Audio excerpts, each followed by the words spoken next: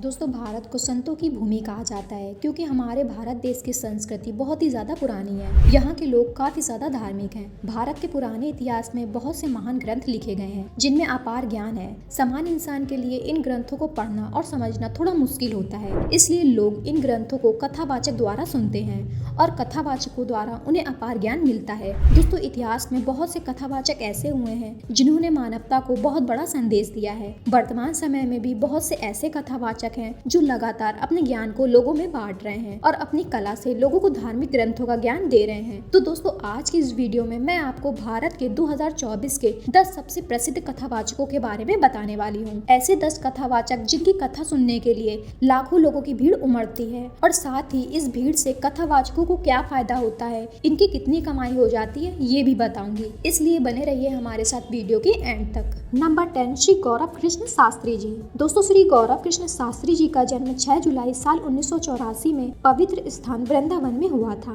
इनकी कथाओं और प्रवचनों को आस्था और अध्यात्म जैसे धार्मिक टीवी चैनलों पर टेलीकास्ट किया जाता है और इन्हें श्रीमद् भगवत गीता का ज्ञान होने के साथ साथ संस्कृत भाषा का भी बहुत ही ज्यादा ज्ञान प्राप्त है। आपको बता दें, श्री गौरव कृष्ण शास्त्री जी ने महज 18 वर्ष की उम्र में ही श्रीमद् भगवत गीता की पहली कथा की थी। दोस्तों, पहली कथा के दौरान ही इन्होंने जनता का ध्यान अपनी ओर इतना आकर्षित कर लिया कि इनकी ये कथा लगभग 7 दिनों तक चलती रही थी। दोस्तों, इनका एक यूट्यूब चैनल है जिससे ये रिपोर्ट्स के मुताबिक हर साल लगभग 2 से 3 मिलियन तक की इनकम कर लेते हैं। नंबर 9, राजन जी महाराज। दोस्तों, राजन जी महाराज अपनी राम कथा और राम भजनों के लिए सबसे ज्यादा प्रचलित रहते हैं। दोस्तों, आपको बता दे, पूज्य राजन जी महाराज की कथाओं को आज के युवा काफी ज्यादा पसंद करते हैं। राजन जी का कहना है कि युवाओं को रामायण एक बार तो जरूर देखनी चाहिए और उसे अपने जीवन में अपनाना चाहिए। आपको जानकर हैरानी होगी कि राजन जी महाराज अपनी एक कथा और भजन के लिए लाखों रुपए चार्ज करते हैं। एक रिपोर्ट के मुताबिक पता चला है कि ये महीने का लगभग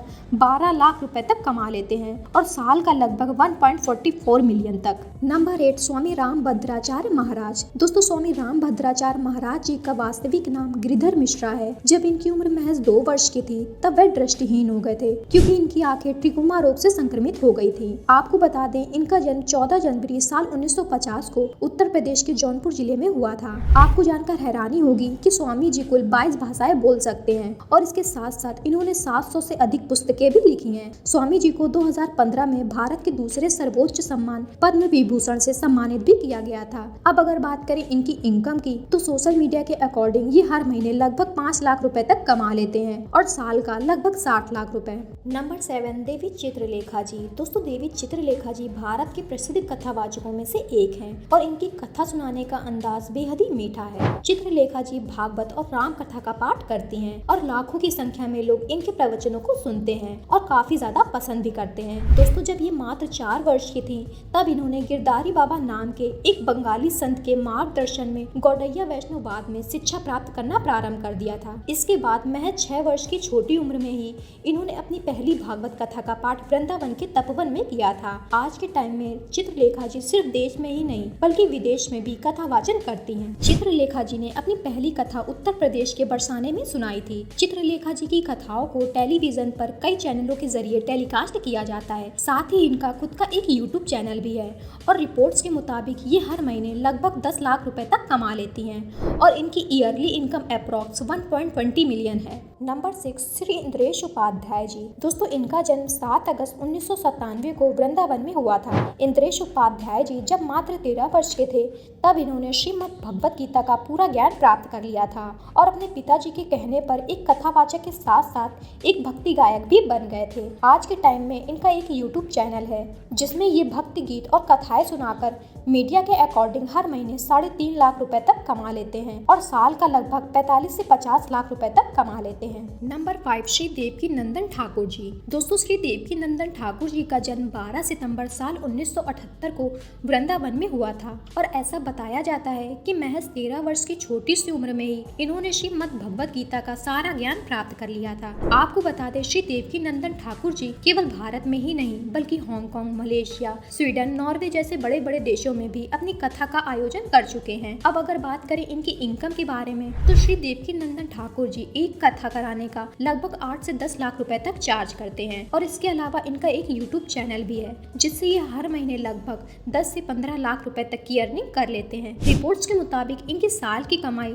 लगभग 3 से 4 मिलियन तक हो जाती है। नंबर 4, श्री अनिरुद्धाचार्य जी। दोस्तों, मशहूर कथावाचक श्री अनिरुद्धाचार्य जी महाराज का जन्म 27 सितंबर 1979 को मध्य प्रदेश के जबलपुर जिले में हुआ था। आपको बता दें, अनिरुद्धाचार्य जी ने अपने करियर की शुरुआत एक कथावाचक के तौर पर ही की थी, लेकिन आज के टाइम में ये एक कथावाचक होने के साथ साथ एक मशहूर भक्ति गायक भी बन गए हैं, जिनके भक्ति भरे गानों को सुनने के लिए हमेशा ही लाखों लोगों की भीड़ उमड़ती है। अब अगर बात करें इनकी इनकम के बारे में, तो रिपोर्ट्स के मुताबिक ये एक कथा का लगभग 12 से 15 लाख रुपए तक चार्ज करते हैं। और इसके अलावा ये अपने यूट्यूब चैनल से लगभग 10 लाख रुपए तक कमाते हैं। इनकी साल की टोटल इनकम हर जगह से मिलाकर लगभग 4 से 5 मिलियन तक हो जाती है। नंबर 3, पंडित प्रदीप मिश्रा जी।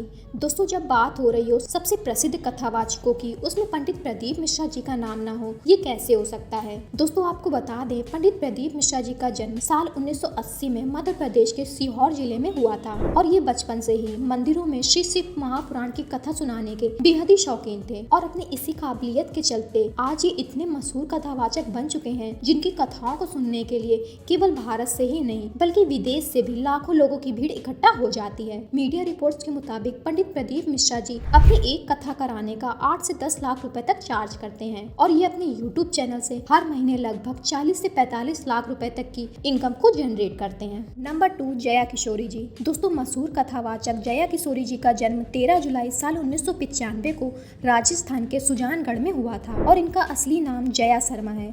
दोस्तों, जया किशोरी जी के बारे में ऐसा बताया जाता है, जिस उम्र में बच्चे पढ़ाई या खेलकूद करते हैं, उस उम्र में जया किशोरी जी लोगों को भागवत गीता आदि की कथाएं सुनाया करती थी। जया किशोरी जी एक कथावाचक के अलावा एक प्रसिद्ध भजन गायिका भी हैं, जो कि अपनी मीठी आवाज से सभी भक्तों को भजन गाकर सुनाती हैं। आपको बता दें कि जया किशोरी जी एक ब्राह्मण परिवार से बिलोंग करती हैं और शायद यही वजह है कि ये बचपन से ही भक्ति भाव में लीन रहती हैं। अब बात करें जया किशोरी जी की इनकम के बारे में, तो दोस्तों, रिपोर्ट्स के मुताबिक जया किशोरी जी अपनी एक कथा कराने के लिए लगभग 10 से 15 लाख रुपए तक चार्ज करती हैं और इनका एक यूट्यूब चैनल भी है, जिससे ये हर महीने 8 से 10 लाख रुपए तक कमा लेती हैं। नंबर 1, पंडित धीरेन्द्र कृष्ण शास्त्री जी। दोस्तों, आज के टाइम पर इनको कौन नहीं जानता, इनके बारे में तो भारत के बच्चे बच्चे को पता है। दोस्तों, पंडित धीरेन्द्र कृष्ण शास्त्री जी के भक्त इन्हें बागेश्वर बाबा के नाम से बुलाते हैं। आपको बता दें, इनका जन्म 4 जुलाई 1996 में मध्य प्रदेश के एक छोटे से गाँव गढ़ा में हुआ था। वैसे तो ये रामचरित्र मानस और रामायण आदि की कथाएं सुनाते हैं, लेकिन इसके अलावा पंडित धीरेन्द्र कृष्ण शास्त्री जी अपने दिव्य दरबार की वजह से काफी ज्यादा मशहूर हैं। इस दिव्य दरबार में पंडित जी अपने भक्तों की समस्या उनके बिना बताए ही जान लेते हैं और उस समस्या का समाधान भी निकाल देते हैं। यही वजह है कि इनके दिव्य दरबार में लाखों की भीड़ इकट्ठा होती है। सिर्फ देश से ही नहीं बल्कि विदेश से भी लाखों लोग दरबार में आते हैं। अब दोस्तों, बात करें इनकी कमाई के बारे में, तो रिपोर्ट्स के मुताबिक पंडित धीरेन्द्र कृष्ण शास्त्री जी अपने यूट्यूब चैनल से हर महीने लगभग 20 से 30 लाख रुपए तक कमा लेते हैं। तो दोस्तों, ये थे भारत के 10 सबसे प्रसिद्ध कथावाचक। इनमें से आप किसकी कथाएं सुनना पसंद करते हैं, कमेंट में जरूर बताइएगा। और वीडियो पसंद आई हो तो वीडियो को लाइक करके चैनल को सब्सक्राइब करना बिल्कुल मत भूलें। मिलते हैं आपसे एक नई वीडियो के साथ। Thank you for watching.